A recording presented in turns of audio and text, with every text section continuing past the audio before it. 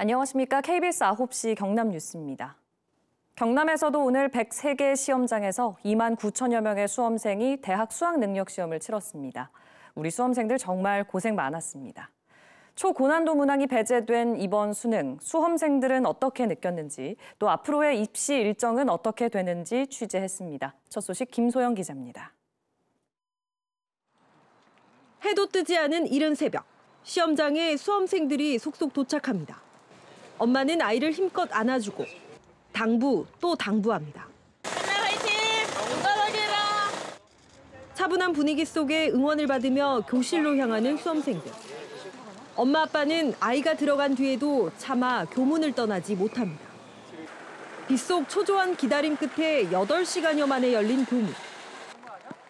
수험생도 학부모도 간절한 하루였습니다. 1교시 국어 보는데 조금 어려움이 있었는데 영어는 전에 비해서 괜찮았던 것 같습니다. 아침에 이제 이렇게 학교에 보내고 잘 보길 이렇게 기대하면서 기다리고 있었습니다. 경남의 이번 응시생은 2만 9천여 명. 결시율은 9.97%로 지난해보다 1.22%포인트 낮아졌습니다. 이른바 초고난도 문항이 배제되면서 경남에서도 정시를 겨냥한 졸업생 응시자가 늘어 수능 결시도 줄어든 것으로 분석됩니다. 수험생들은 곧바로 대학별 수시 전형 논술과 면접고사, 정시 전형을 준비해야 합니다. 초고난도 문제가 제외되어도 학생들은 조금 어려운 부분도 있지 않았을까. 그렇지만 내만 어려운 것도 아니고 나만 쉬운 것도 아니기 때문에 너무 걱정하지 마시고. 경상남도 교육청은 모레 창원여고 체육관에서 대입 종합전형 면접 캠프를 진행하고 다음 달 19일부터 나흘 동안 창원과 진주에서 입시 전문가들의 정시 지원 상담을 마련합니다. 또 다음 달 31일까지 학생 안전 특별기간으로 정하고 안전교육과 범죄 예방을 강화합니다. KBS 뉴스 김소영입니다. 오늘 대학 수학능력시험과 관련해 경남경찰에 112 신고가 20여 건 접수됐습니다. 오늘 오전 7시 반쯤 진주시 지편면에서는 한 수험생이 버스를 놓쳤다고 신고해 인근 지구대가 순찰차로 약 12km 떨어진 고사장까지 수험생을 이송했습니다. 또 오전 7시 50분쯤 창원에서는 한 수험생이 신분증을 집에 놓고 와 경찰이 해당 수험생의 집에서 신분증을 찾아 입실 시간 직전 학교 관계자에게 전달했습니다. 4년 전 진주에서 5명이 숨지고 17명이 다친 안인득 사건 기억하십니까? 일부 유족들이 국가를 상대로 낸 손해배상 소송에서 재판부가 유족들의 손을 들어주었습니다. 재판부는 경찰이 적절한 조치를 했다면 방화 살인 사건이 일어나지 않았을 가능성이 매우 컸다며 경찰의 과실을 인정했습니다. 보도에 박기원 기자입니다. 2019년 4월 자신의 아파트에 불을 내고 대피하는 주민들을 흉기로 살해한 방화살인범 안인득. 주민 5명을 숨지게 하고 17명을 다치게 한 혐의로 3년 전 무기징역이 확정됐습니다. 이듬해 피해자 유족 4명은 국가를 상대로 손해배상 소송을 제기했습니다. 9차례나 반복된 주민 신고가 있었지만 경찰의 업무 소홀로 방화살인까지 이어졌다는 겁니다. 사건 2달 전 계란 투척 신고로 출동한 경찰은 안 씨의 정신병력이 의심돼 격리해달라는 주민 요구에 웬만하면 참는 것이 좋겠다며 사건을 종결했습니다. 한 달 뒤 안 씨의 비슷한 행동에 같은 주민이 정신병력을 재차 확인해달라고 했지만 경찰은 확인 절차 없이 이상이 없다고만 결론냈습니다. 신고자의 불안과 절박함을 충분히 수용하지 못했고 정신질환 여부를 확인하기 위한 노력도 부족했다. 재판부는 국가가 유족에게 4억 원을 지급하라며 원고 일부 승소 판결했습니다. 경찰관 직무상 의무 위반과 피해자들의 사망, 상해 사이에 상당 인과관계가 있다고 본 겁니다. 재판부는 안 씨가 오물을 뿌리는 등 특이한 신고 내용이 반복됐음에도 경찰이 이를 별도 사건으로 취급했고 행정입원을 검토하지 않았다고 지적했습니다. 또 행정입원이 이뤄졌다면 다른 사람을 해칠 위험성이 줄어들 가능성이 상당하고 방화와 살인이 불가능했을 개연성이 매우 높다고 봤습니다.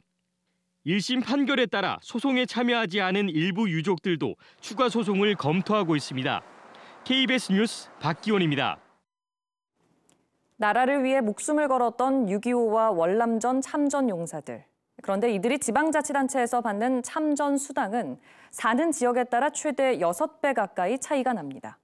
내년도 예산안을 준비하고 있는 요즘 참전 용사들의 수당을 전국적으로 공평하게 지급해달라고 노병들이 목소리를 높이고 있습니다. 천현수 기자가 취재했습니다. 6.25 전쟁이 나던 해 18살로 해병대에 입대했던 김종갑 씨. 92살인 김 씨는 참전 수당으로 매달 정부 지원금 39만 원에 경상남도와 창원시에서 22만 원을 추가로 받습니다. 문제는 김 씨가 경남 다른 시군 참전 용사보다 최대 8만 원을 적게 받는다는 것. 차등을 주니까 분노방심합니다. 아주 도저히 참아서 잠이 안 옵니다. 솔직히 해야지. 왜냐? 죽을 날은 얼마 안 남았는데. 자치단체의 참전 수당은 시도별로 다르고 시군 구별로는 차이가 더 큽니다. 시도별로는 20에서 30만 원 사이가 가장 많은데 경기도 안에서만 시군별 10에서 25만 원 사이로 참전 수당이 2.5배 차이가 나고 강원도 안에서도 21에서 46만 원 사이로 2배 이상 차이 납니다. 전북에서는 8에서 13만 원 사이입니다. 전국 최저와 최고액 차이는 5.7배나 됩니다. 참전 용사들의 평균 연령은 6.25 용사가 93세, 월남전이 76세입니다. 이 가운데 6.25 용사는 매년 20%씩 사망하고 있습니다. 지급 대상의 자연 감소만 반영해도 예산을 늘리지 않고 참전 수당을 올릴 수 있습니다. 그 예산이 남습니다. 지급을 못하기 때문에 그 예산만큼에 대한 그 금액을 살아 계시는 분들한테 혜택을 줄 수 있는 방안을 6.25와 월남전 양대 전쟁의 참전 용사는 전국적으로 22만 명. 목숨을 걸고 싸웠던 전우들이 자치단체의 무관심으로 차별까지 받는 수모를 겪고 있습니다. KBS 뉴스 천현수입니다. 가야 고분군의 세계 유네스코 등재를 기념해 가야와 경남의 역사와 문화를 이해할 수 있는 특별한 전시가 경남 대표 도서관에서 열리고 있습니다. 가야와 관련된 서적과 경남의 차문화를 선보이는 전시, 진정은 기자가 소개합니다. 세계 문화유산으로 등재된 경남 5개 시군의 가야 고분군. 가야는 고구려 백제 신라 삼국과 어깨를 나란히 하며 600여 년 유지한 고대 국가지만 상대적으로 남은 기록이 많지 않습니다. 신비의 왕국 가야가 도심 속 도서관에서 베일을 벗었습니다. 가야는 어떤 나라였고 어떤 사람들이 어떤 문화 속에 살았으며 또 무엇을 남겼는지 가야와 관련해 국내에 출간된 거의 모든 서적 100여 점이 경남 대표도서관에 모였습니다. 여행하듯 즐기는 쉬운 책부터 학자들의 연구서적, 어린이를 위한 그림책까지 다양합니다. 가야는 기록이 많지 않은 게 사실이고요. 그래서 대중에 출판되어 있는 책들도 사실은 많지 않아요. 저희 대부분 다 구입을 하고 있는 실정이어서 이미 구입한 책들 위주로 해가지고 좀 꾸려봤습니다. 도서관 한쪽에서는 경남의 오랜 차 문화를 이해하는 특별 전시도 함께 마련됐습니다. 경남 어디에서나 만날 수 있는 흙으로 만든 그런 차그릇입니다.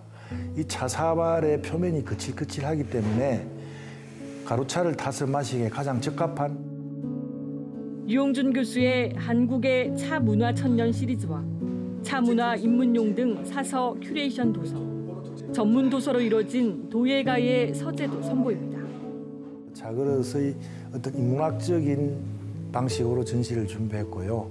가야 시간을 건너 세계와 만나다는 말 그대로 가야에 대한 모든 것을 집대성해서 전시를 준비하였습니다. 경남 대표도서관의 찻사발전은 이번 주말까지, 가야 시간을 건너 세계와 만나다 전은 다음 달 28일까지 이어집니다. KBS 뉴스 진정훈입니다.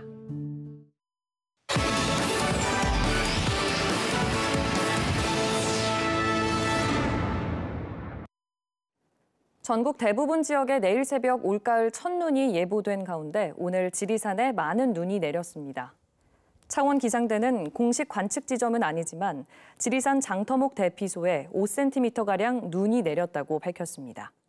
내일 아침까지 서부 내륙 지역에는 5mm 미만의 비가 내리고 곳에 따라 1에서 3cm의 눈이 내리겠습니다. 오늘 낮 12시 반쯤 창원시 성산구 한 아파트 상가 3층 식당에서 휴대용 버너 부탄가스가 폭발했습니다. 이 사고로 식당 주인 50대 여성 1명이 화상을 입었고 옆 식당이나 주변을 지나던 4명도 다쳐 병원에서 치료를 받았습니다. 또 식당 내부 10제곱미터와 집기 등이 불에 타 소방서 추산 900만 원의 재산 피해가 났습니다. 경찰과 소방당국은 휴대용 부탄가스에 남은 가스를 제거하다 사고가 난 것으로 보고 정확한 사고 원인을 조사하고 있습니다. 어젯밤 11시 50분쯤 김해시 한림면 한 자원순환시설에서 불이 나 2시간 만에 꺼졌습니다. 이 불로 인명피해는 없었지만 폐기물 처리 건물 200여 제곱미터와 파쇄기 등이 불에 타 소방서 추산 2,900만 원의 재산 피해가 났습니다. 경찰과 소방당국은 정확한 화재 원인을 조사하고 있습니다. 경기도 김포시의 서울 편입을 추진하는 국민의힘이 경남과 부산의 행정통합 추진을 시사했습니다. 조경태 국민의힘 뉴시티 프로젝트 특별위원장은 오늘 김기현 당대표와 면담 직후 박완수 경남지사의 행정통합 의지가 매우 강한 것을 확인했다며 경남과 부산 행정통합 특별법안을 준비해 발의할 예정이라고 밝혔습니다. 조 위원장은 또 다음 주 경상남도를 찾아 박 지사와 면담하겠다고 말했습니다. 박완수 경남지사가 우주항공청 특별법의 연내 국회 통과를 위해 야당인 더불어민주당과 협의하겠다고 밝혔습니다. 박 지사는 오늘 기자간담회에서 우주항공청의 위상과 연구개발 기능에 대한 이견은 없어진 만큼 더불어민주당 홍익표 원내대표와 다음 주 면담을 하겠다고 밝혔습니다. 또 우주항공청 특별법 처리가 정치적 쟁점에 휘말려 지연되지 않도록 국민의힘 중앙당이 1순위로 처리하도록 협의하고 있다고 말했습니다. 본격적인 김장철을 맞아 농협중앙회 경남지역본부와 기업 대표, 자원봉사단체 등이 오늘 창원 컨벤션센터 앞에서 이웃돕기 김장 나눔 행사를 열었습니다.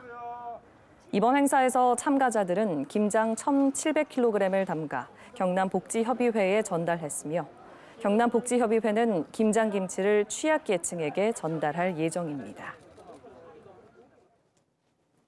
지금까지 경남 소식 전해드렸습니다.